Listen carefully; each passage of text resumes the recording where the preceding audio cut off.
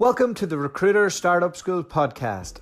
My name's Dulta Doherty, and in this podcast series, I will be interviewing investors, advisors, and entrepreneurs from the agency recruitment world in how to set up, scale, and operate a world-class recruitment agency. This week, I'm speaking to Hung Lee. Hung is best known for being the curator of Recruiting Brain Food, which is a once-a-week blog where he grabs all the best stuff that's happening in our industry and releases it as one big mail. He is also the founder of Workshape.io, which is a matching service between developers and software companies with no recruiters in the middle. He comes from a recruitment background, and that's why I wanted to bring him on, because, he could have set up an agency, a standard one, but he's more interested in what technology can do to improve the industry and is really passionate about that. And, I've been an IT recruiter in the past, and one of the things that has always struck me is that there's a disconnect between developers and recruiters. Let's be honest, developers don't like us very much. And, the constant LinkedIn messaging just really gets their back up. And he seen this as well, so he decided to partner with a couple of developers and create a solution that would work for both sides. So he goes into a lot of detail about that, and he knows a lot of stuff about everything in our industry. So I jumped into multiple subjects. I asked him about the future. I asked him about how to create an inbound solution, which he must be one of the best people at that. He's also done his own podcast, Recruiter, where he interviews talent acquisitions people in the software industry. And yeah, we covered quite a lot, and I really enjoyed speaking to him. I hope you guys do as well. I'm getting lots of great feedback on the podcast, which makes me happy every time somebody reaches out and says that, I'm thinking of setting up an agency, and your episodes are really helping me. That gives me a real buzz, because this podcast isn't really related to what we do as an international rec direct. It's just something I enjoy doing and enjoy getting to speak to people like Hung. So if you're enjoying the podcast, let me know, and let other recruiters know, and give us a like and share on LinkedIn. And over to Hung.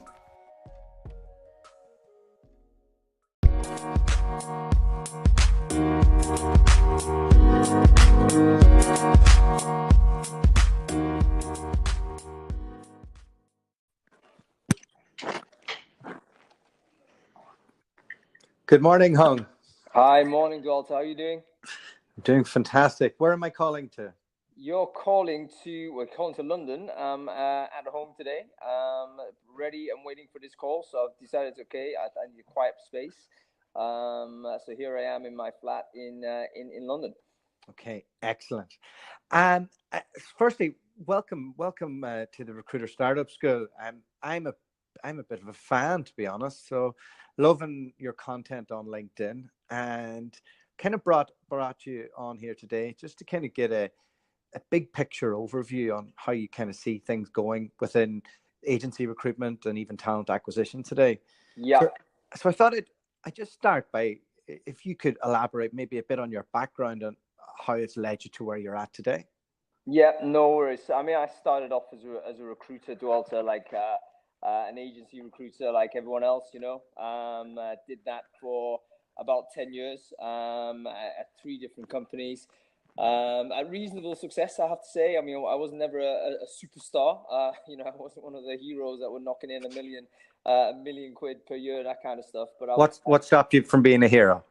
You know what? I don't think I was that good. I was always kind of above average. And occasionally I got a nice win, and occasionally I was sitting on the right horse, so to speak, and managed to be in the upper echelons and what have you.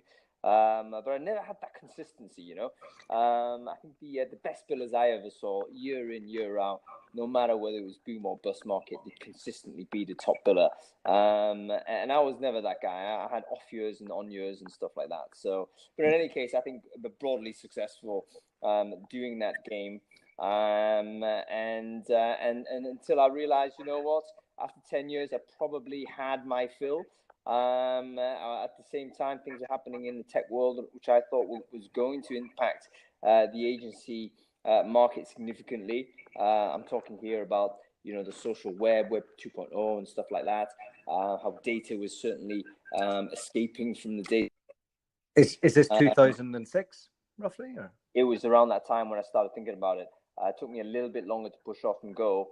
So I left the agency. It's difficult to leave agency, you know. You know this, also when you're doing okay, like I was.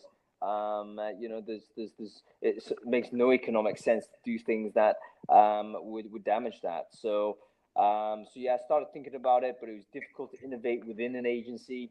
And maybe that's something we could talk about a little bit more during the course of the call. And after being a little bit frustrated about not being able to do anything with the new tech within the company I was in, I decided in the end, you know, the only way to do it would be to step away from that work completely and focus on the tech and see where that led me.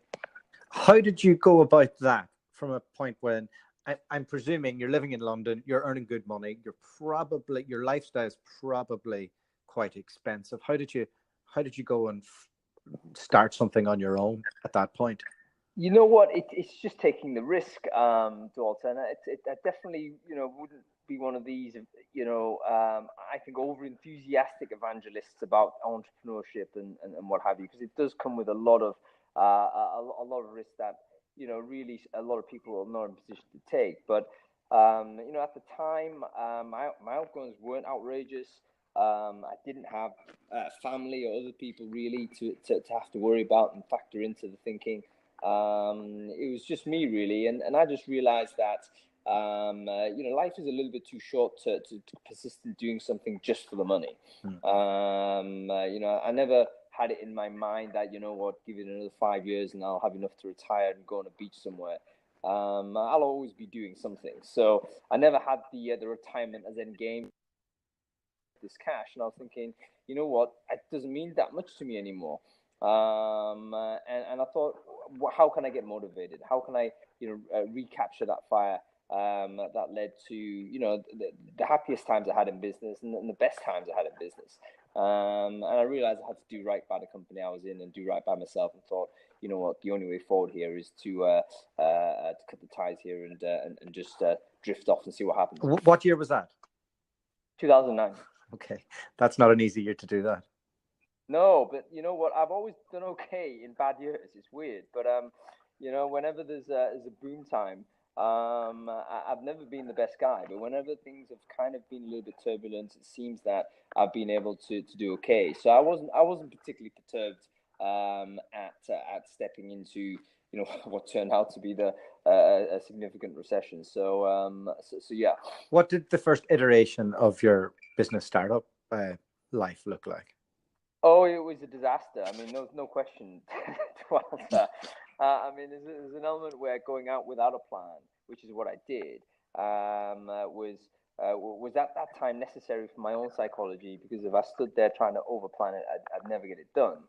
But it did lead to me, you know, really burning down the runway, so to speak, for about 18 months or so. So I couldn't figure out how to make money in a non-agency way.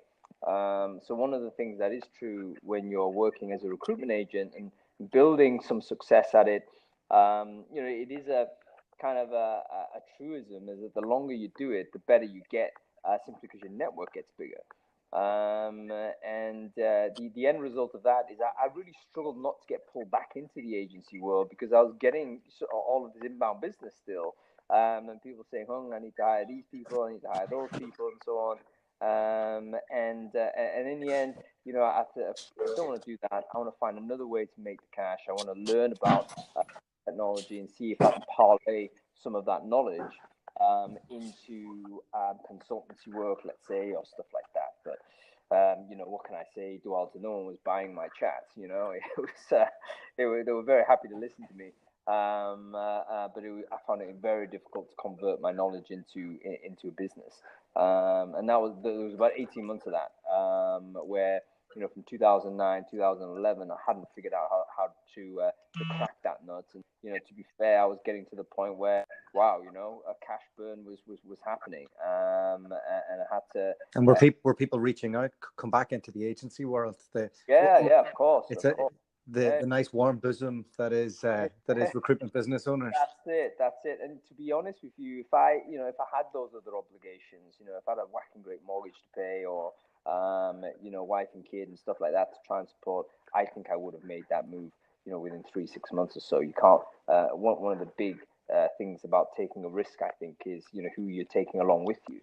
And I at the time, was only risking myself really. And so I was able to go a little bit further and longer than a lot of other people.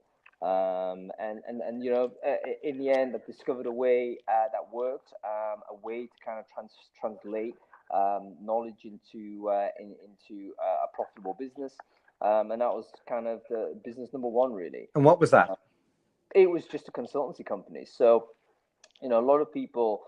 So it wasn't product to begin with, and the major distinction I would make between a startup and any other business is that a startup typically is a product.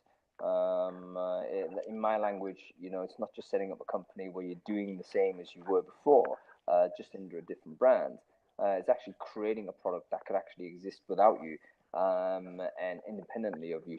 The Seth Godin analogy, isn't it? Yeah, exactly. So I would be aligned with that.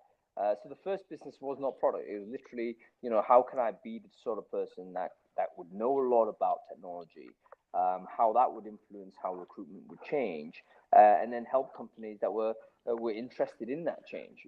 Can I give companies that competitive advantage where they saw something around the corner? Let's jump into that. How did you become that person? It was personal interest, Walter. So this is not me forcing it. I was interested in this really from the get-go. So you talked about 2006 as a figure. I was into it then. And I was trying to deploy those types of things within the agency game. So early stuff, early blogging, inbound marketing, thinking about those types of things within the agency world at that kind of mid-noughties type of time. But obviously difficult to do when you've got a target hanging over your head and numbers to hit.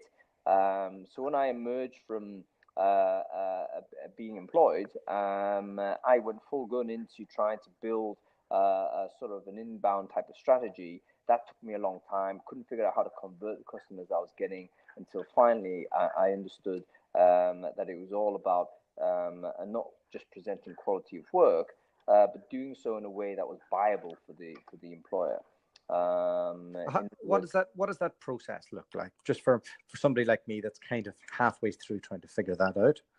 Yeah, so I come across this a lot, man. I mean, basically, a lot of very experienced people want to work for themselves as consultants, and obviously, these days, very easy to set up a website. Everyone's got LinkedIn, so you've got a big database of people that you can contact. It looks like it's something that anybody can do, and in truth, it is something anybody can do. The biggest mistake people make, though, is that they don't understand the buyer psychology has switched when you become an independent player. In other words, your risk profile as a supplier of services has just gone through the roof, and you don't see that because you're just Hung Lee, right? You feel like the same person you were working for one company compared to the next, and now working for myself. But actually, for a customer who doesn't know you in advance, you're not representing this big brand. You've only been around a year or so. You seem to be the only one person doing it. No matter how good or you are or what you say, back in those days, and we're now talking, nearly 10 years ago, there was a huge reluctance for companies to actually part ways with any investment in what you're saying, particularly as it was sort of intangible. I wasn't placing people anymore. I was providing strategy. I was providing coaching. I was providing training. All these types of kind of intangible benefits that would upskill this business, but people couldn't map that to value, or at least they maybe could map it to the value, but they couldn't map it to the money they were about to spend. Value, right? And I hadn't had the business model in place to be able to help them do that. And it took me, like I say, about 18 months to figure out what that business model was. And I can dive into that a little bit if you Yeah, want. I feel like the world's changed in the last 10 years.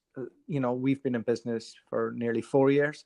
And even 4 years ago, we were afraid that because we just had the laptop and we were living in Guatemala at the time, and we were replacing people, and Charlotte was very much against us telling our story, and because of the value proposition of you're out there, you're obviously not meeting your candidates and clients, but today the compelling story almost seems to be more important than the big brand. Yeah, no doubt. I think the world has definitely changed. I mean, we've changed ourselves, it isn't so much a case that it's come through any major influencer or any, major case study. It's simply people using consumer technology and getting more used to the idea that you can do e-commerce transactions and you can do business and you can meet people online, and they do become, valid relationships for you to have. If you think about one of the big crisis points in the online world is, when did you make your first purchase online? When did you move from retail to e-tail? There was a moment in time when you actually took the risk and thought, you know what, I want to put my credit card details into this website and I'm going to press play and I hope this works. The banks were the first, weren't they? Right. Yeah. Well, no one thinks about it now, right? You just go into Amazon, you go buy something, nothing wrong happens. That's fantastic. So there's a huge consumer shift, and I think back in when I was starting to do my work, that shift hadn't really occurred yet. And the people I was selling to, of course, were business owners who were one generation further back again. We're not talking about people at our age, Walter. We're talking about that generation where, if you're 50 years old or so, in the sort of early tens, you've had the bulk of your work and success really prior to the internet. And actually, you've made a lot of money doing it. I was selling sort of training services to recruitment agents, that was my first target market. And the people I was speaking to, they had made their money doing working the phones. And so, whenever I was kind of promoting what the future might look like for those folks, they could always fall back on this. Yeah, but I've made a million X on, and they still do. Yeah, absolutely. So I was dealing with an audience, I think, that hadn't grown up with this new future, and actually, they had very valid reasons to think that their old method would still persist and be effective. So that was where it was a struggle. And like I say, it took a little while before I figured out what the market was and what the model needed to be. And then once you've done that, you're kind of up and running. So you have your own business. You're up and running. You're getting a few pound in. How did you then transition that into thinking maybe I want to set up a tech business? Yeah. So again, Walter, it came down to opportunity. I'm one of these that thinks that the more time you give yourself, the more opportunities become apparent to you. And one of the things that really frustrated me when I was working within an employer is that the employer obviously is going to demand nearly 100% of your time all of the time. That's what they pay you for, a traditional contract. If you look at it, they will say, you'll spend your time in the office working for this company and no one else. None of this kind of portfolio working that we're seeing starting to emerge now. One of the things that I very much valued in Business One, which is this consultancy business, was that I would always create space in my day to think about the next opportunity. It was never about, okay, this is it, we're going to rock and roll. Again, as I said, 18 months it took me to get there. Within 12 months, I made all the money I'd lost and more. So I was back on an even keel and doing really well. Mainly through the training services. It was training, it was coaching, strategic kind of input. No longer working with agencies at this point because I realized, it was too tough a sell at that point. Working instead with these high growth technology businesses. which, obviously at the time there was a huge investment boom into these companies, and they were naturally innovative. When you're speaking to an organization and founders of tech companies, they don't want to do things as they have been done. They want to innovate and revolutionize by default. So a lot of the things I was talking about really chimed with those folks. And that's when I ended up doing a lot of this direct sourcing stuff, some mini RPO work. I was getting involved in as well, just setting up processes where they could rapidly recruit the people they needed in a new way. Direct recruiting is the way they wanted to go. So I was implementing ideas on how and technologies at the time on how this. And as a result of all of that type of work, I ended up knowing, almost as many software engineers as I did recruiters.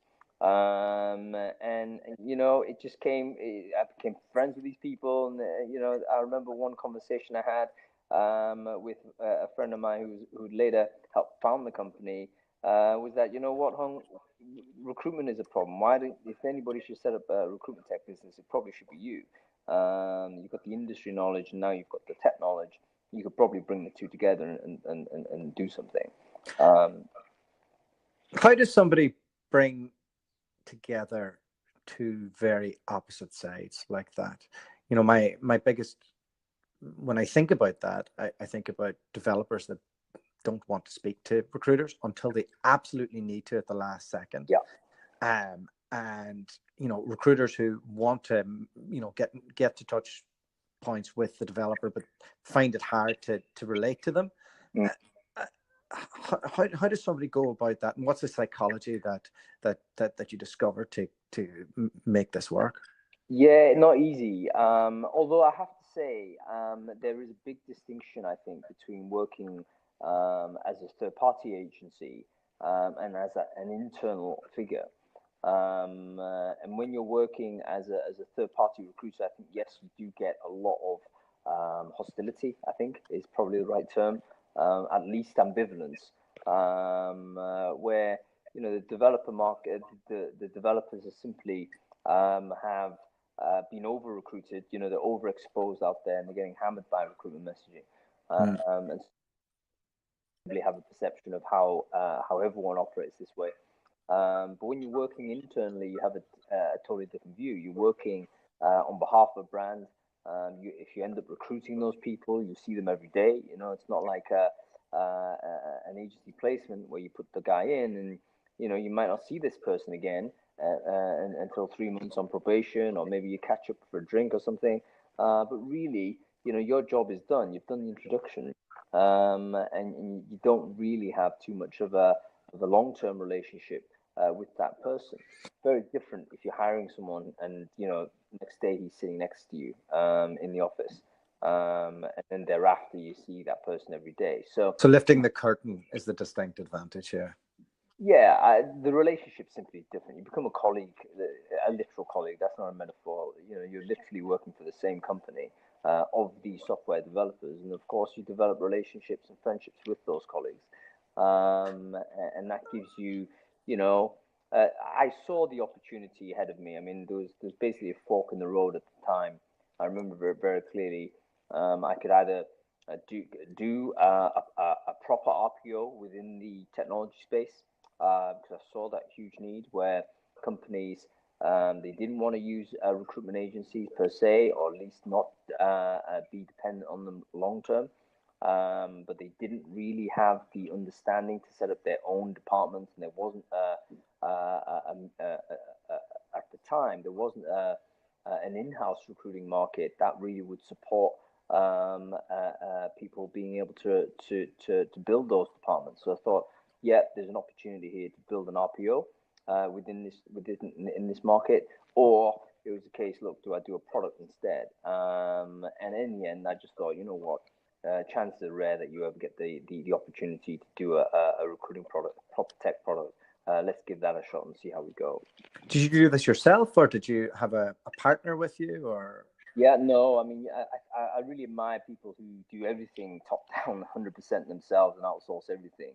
I, at the time, needed people around me. So yeah, we launched with, there was three of us that launched it, two at the beginning, and then we got a third co-founder in, and we pushed on from there. And Both tech guys. yeah, they're tech guys, right? Yeah. Yeah, exactly. I mean, we were a very tech-heavy company right from the beginning, because we wanted to build our own stuff, and also we wanted to, work on it with a slightly different vibe. It was simply, seeing, it was happenstance more than anything else. I have to say, a lot of it isn't strategy when you do stuff like this. Before it was a conversation that led to a prototype. Before you know it, people were using it, and before you know it, you got a business. So in many respects, it was like taking advantage of those small opportunities that end up combining into a bigger opportunity. And your product matches developers with opportunities. That's it. I mean, the central play on Workshape is, there is a problem with connecting people to opportunity, particularly in software development. And the main issue is this noise factor that developers get.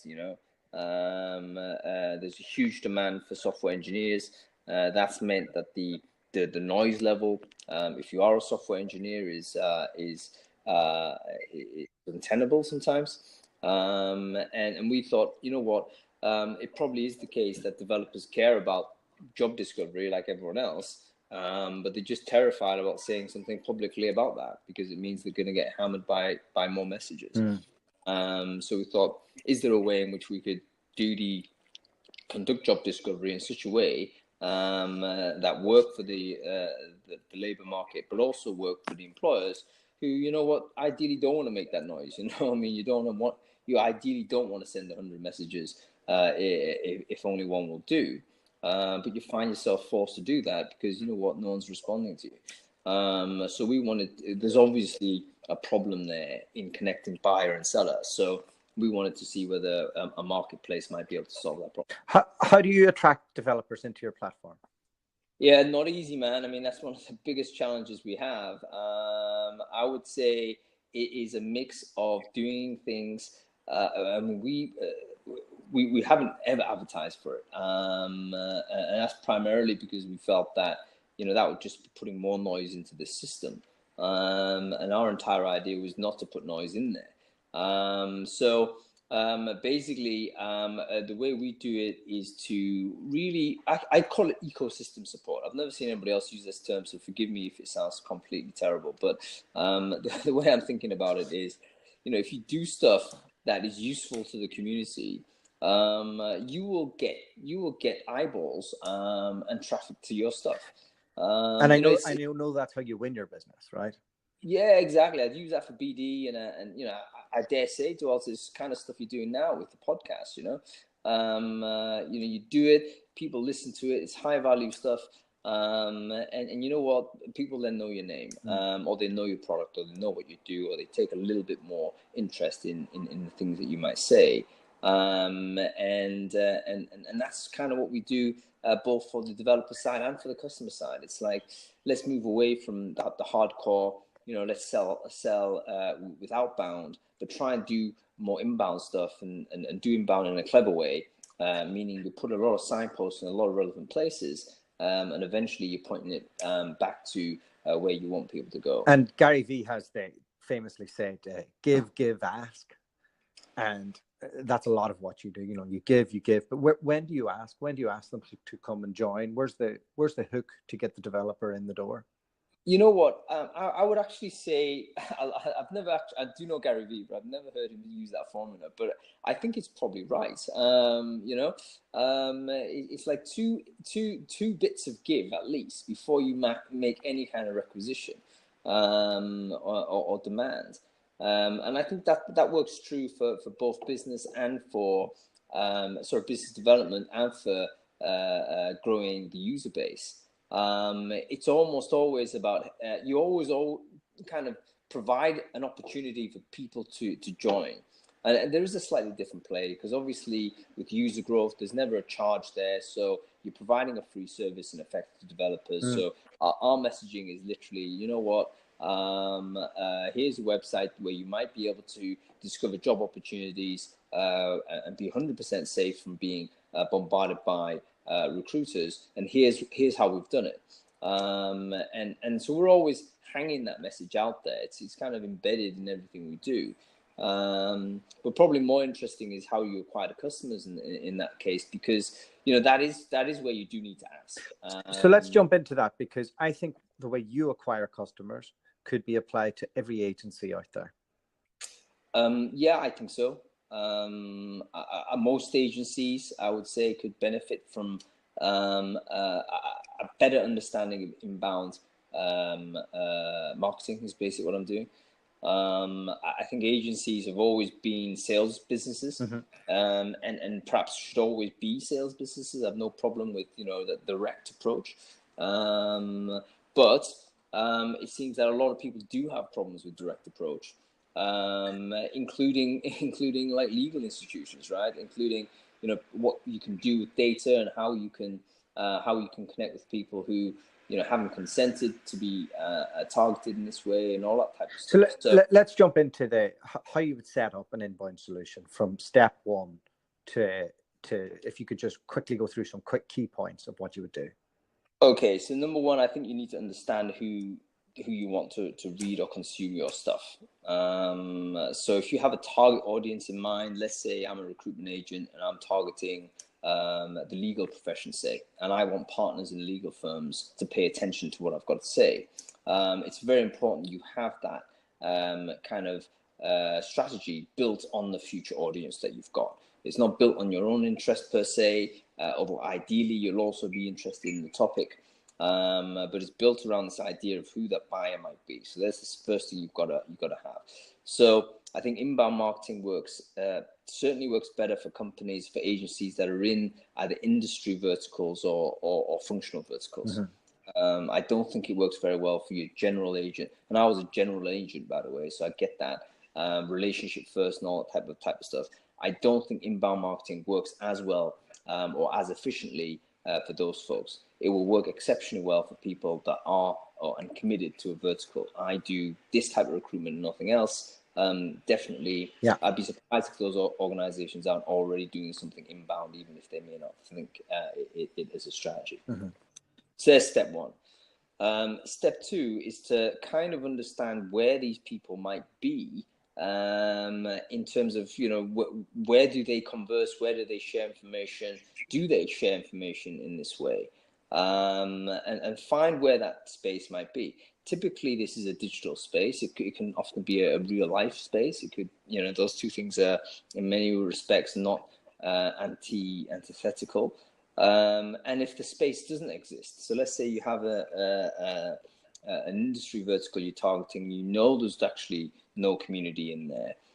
You've got a great opportunity to create that community and be the person that organizes that thing.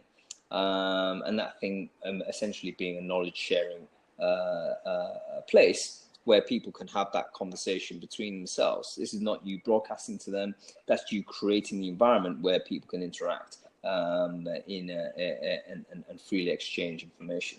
So either find that space and get in there, or if it doesn't exist, you create that space and draw people in. And once you're there, you kind of turn into a community person, you turn into a community organizer. I remember back in the day, and that's an amorphous term, really, what does it mean? Does it mean community work? Suddenly these images of social work starts emerging, and I can understand how, hardcore recruiters might immediately have an aversion to that image. But a little bit of that is simply about, understanding that most professionals that are committed to a certain industry. So I'm not talking about people who are just in jobs, but people who, identify themselves as in the dental profession or in the legal profession or in the mechanical engineering profession or whatever. Most people generally want to get better at their jobs. Or most people want to share some sort of sense of community with people who are also in those jobs. Now, previously, what's occurred is that we were very much siloed in our own kind of the employer boundaries were very, very discreet. So in other words, if I was working in one company and as a dentist, I would not be speaking to a person in another, a dentist in another company, because you know what, there's a big barrier there. There would be no communication, no way to reach out. Unless I had a prior relationship with that person, I probably would never know that person. But one of the big changes that's occurred with the social web is the ability of people to break those boundaries between companies, and really have what I call brand agnostic spaces that aren't dominated by Acme Company or agency PLC, but it is literally an agnostic company where space, should I say, where every person, so long as they are in this industry, are going to be welcome. And the trick to inbound is essentially being able to either influence or control that channel. If you're in a position of authority as an organizer of that group, then essentially you've got a distribution channel for your inbound marketing. So again, a mistake a lot of people make is they do the content first without thinking about the community. But you can be a great content writer, but if you haven't got the ability to distribute it, then in fact it's not going to go anywhere. You need to do the content and the channel at the same time, and even do the channel ahead of the content. That's something that Reid Hoffman was very clear on. If you remember, the founder of LinkedIn, and I'm not sure actually he himself had this idea when he first had the idea for LinkedIn, but he was very clear that actually whenever you're trying to launch something, your distribution is going to be more important than your production. And he's right. Yeah. You take a tech example, let's say Microsoft, very widely used software on the desktop, of course, but they have products, but they also have distribution, and they could distribute a mediocre product into their channel, and you know what, almost everyone is going to use it anyway, because you know what, they can push it out to you. And they've done that many times, often to a level of that some people might say is abusive. But the point of the matter is they're being able to ship this stuff and get people to use it, because they have that channel. And content is exactly the same. You need to have a distribution channel as strong as the content, if not more so. And then you obviously you're weekly in terms of developing that content. Yeah, I mean, the thing is, it's there's a number of ways in which you can do it, and I've kind of have experimented with loads of different things, and right now the main channel I'm using to communicate with my community, which is basically everyone who's working in recruitment or talent, whether they're agency, in-house, or whatever, is a newsletter I started about a year and a half ago called Recruiting Brain Food. Again, brand agnostic. That's not a work-shaped product. That's simply me curating great content on that I find across the internet, putting it together on a newsletter and sending it to people who want to read it once a week, every week on a Sunday morning. And why do I do that? Again, think back to an earlier idea we had about community support, ecosystem support. Do stuff that's good for the community, give, and you know what? You're going to get stuff back, even if you didn't ask for it, if the give is good enough. And that's become apparent for me. Takes time, though. There's another thing I think which stops a lot of people getting there.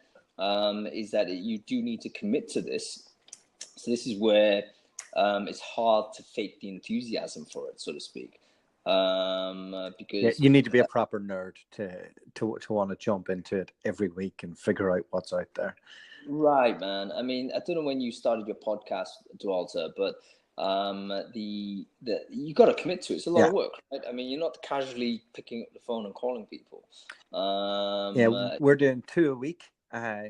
One of them centered around our existing business, which is Recruiter Abroad, and that's just interviewing interesting people who live around the world and work in agency recruitment. And this is just more of a pet love project where I get to interview interesting people like you and hopefully learn a little bit more that me and my audience and anybody who wants to listen can learn from. So yeah, I mean, that's great that you're doing it. And like I say, it's your pet interest, you've got enthusiasm, motivation for it. It would be difficult for you to apply that a commitment to it if you were instructed to do so.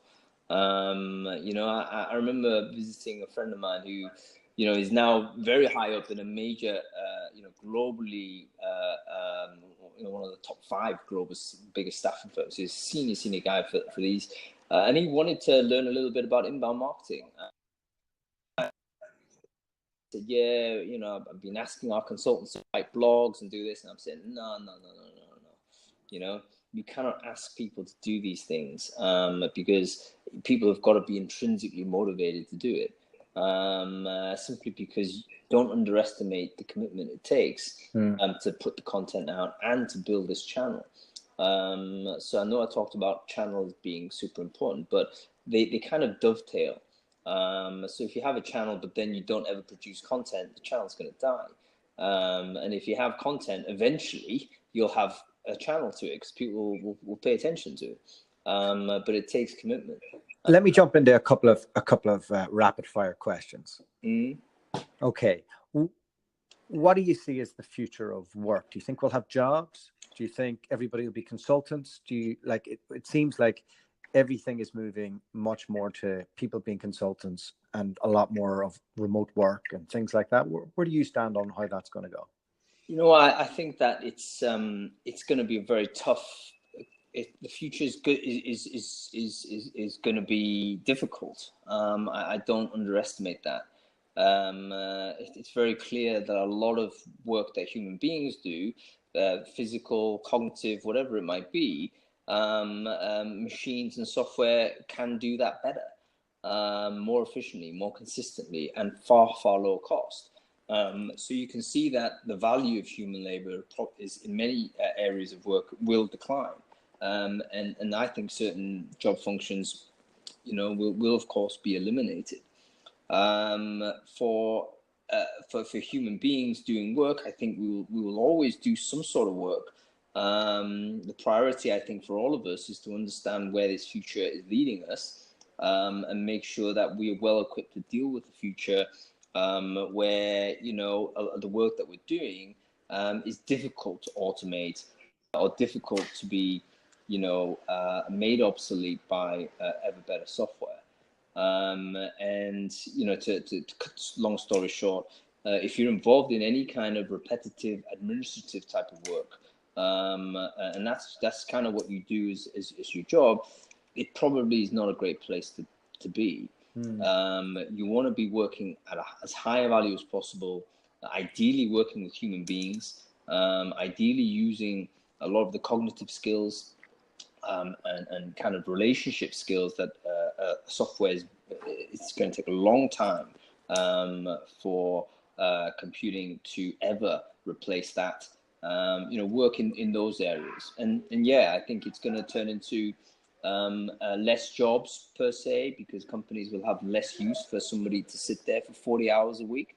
It's very difficult to in an AI dominated world, let's say, it's very hard to imagine any company having banks of staffs, as banks of people, should I say, working 40 hours a week each, doing important work. I can absolutely see companies will get much smaller.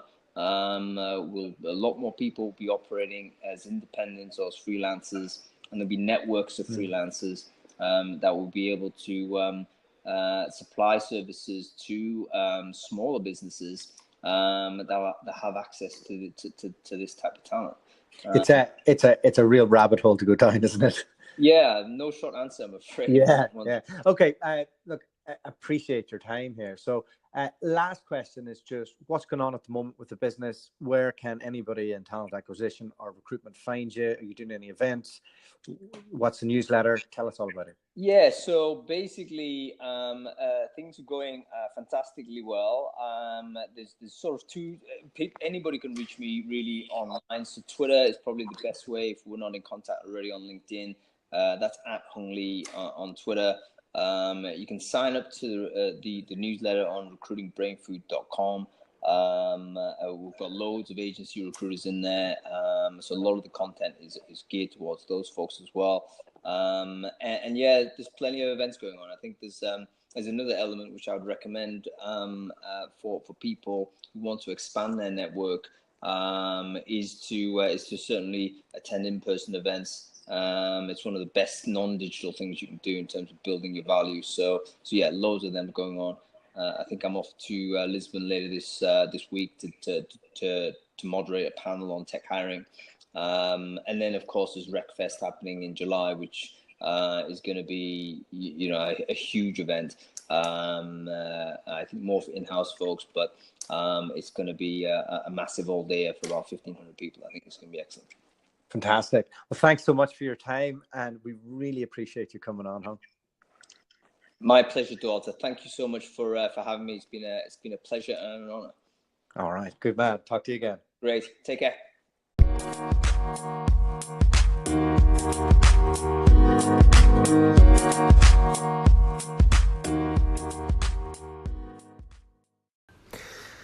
Well, there you go, Hung Lee. What a great guy. What a smart bloke. I enjoyed speaking to him because he's the type of lad that you can ask anything, really. As you'll probably tell, I don't really script my questions in the interviews. And I just kind of like to go wherever the conversation goes. And having somebody like Hung on, you don't really need to prompt him because, well, I mean, anybody who spends all their time curating everything that's going on in the industry is really into learning and getting into all the detail. So, I could probably interview him every week for 10 weeks and only scratch the surface. I like that, he could have set up a traditional agency, but he didn't bother. He thought to himself, this whole thing with developers and recruiters, it's just not working. Like, let's figure out a solution that isn't reliant completely on salespeople and that solves the problem. And he went and he did it. And not only did he just rely on the product, he then created an inbound solution from getting all the talent acquisition people on side. So Recruiting Brain Food really does, highlight best practice in our industry. And he gets so much traction from it. It's unbelievable. Also, like, his podcast is really good. Like where he's interviewed a lot of the talent acquisition people. So his product sits alongside what they do as internal recruiters. So he's not a threat to their role, and he's really embedded himself as part of the establishment in the UK recruitment framework. So fair play to him. A lot of respect for what he's done, and I hope you all enjoyed it. And if you do, please send it to other recruiters. And next week we will have on another amazing guest. Until then, hope you are all enjoying the World Cup. England have just gone into the semi-final, so I'm on the bandwagon even though I'm Irish. Till next week, take care. God bless. The podcast you just heard was made using Anchor. Ever thought about making your own podcast? Anchor makes it really easy for anyone to get started. It's a one-stop shop for recording, hosting, and distributing podcasts. Best of all, it's 100% free. Sign up now at anchor.fm/new. That's anchor.fm/new to get started.